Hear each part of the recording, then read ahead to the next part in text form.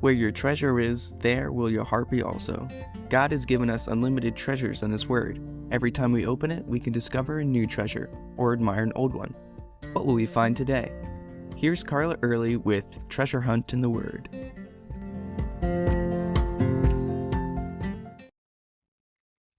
I have a good friend who is known for inviting people to church. Literally everyone she meets, she seems to invite them to church. And the thing is, people come. And several who have visited have come to know the Lord and become members of our church.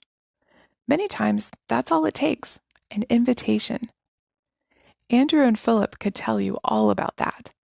Andrew became known as the disciple who brought people to the Lord. He's the one who brought the little boy who donated his lunch to Jesus, who used it to feed 5,000 people in John 6. Later in John 12, he brought some Gentiles to Jesus. But it all started in John 1, when Andrew brought his brother Simon to Jesus. Andrew had been a disciple of John the Baptist until John pointed out Jesus and identified him as the one that he should be following. "Behold the Lamb of God," he had said. Andrew ended up spending the evening with Jesus. John records what happened next. He first found his own brother Simon and said to him, "We have found the Messiah," which is translated the Christ, and he brought him to Jesus. Now, if you've read the Gospels, you'll know that Simon Peter always had a comment to make or a question to ask. But he must have seen how earnestly his brother believed that this man was their long-awaited Messiah. Then he didn't argue, he just came. And that meeting changed his life. Jesus started off by changing his name. He started out as Simon, and we know him later in the Gospels as impetuous, ambitious, and always speaking before thinking. But here, Jesus told him that he would become Cephas in Aramaic, Peter in Greek, and a stone in English.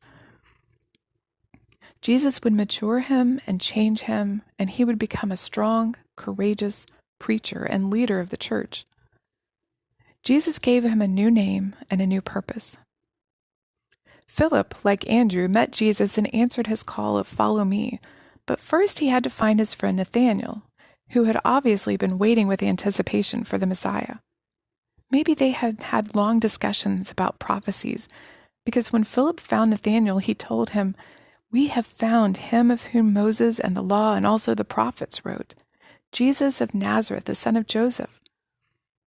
Philip was convinced, but there was something that didn't sit right about this with Nathanael. Nazareth. Perhaps Nathanael thought, none of the prophecies say that the Messiah will come from Nazareth. Or maybe he was just prejudiced against the people of Nazareth. It's hard to tell here. Either way, he didn't let his doubts overcome his curiosity.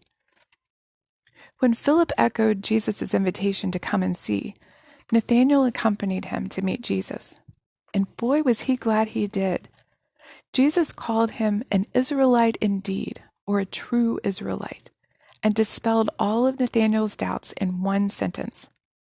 Jesus said, "Before Philip called you, when you were under the fig tree, I saw you." Now, what Nathanael had discussed with God under that fig tree was only between he and God. And since Jesus obviously knew that too, to Nathanael, that meant only one thing. "Rabbi, you are the Son of God. You are the King of Israel." Like Andrew and Philip, all we need to do is to bring people to Jesus.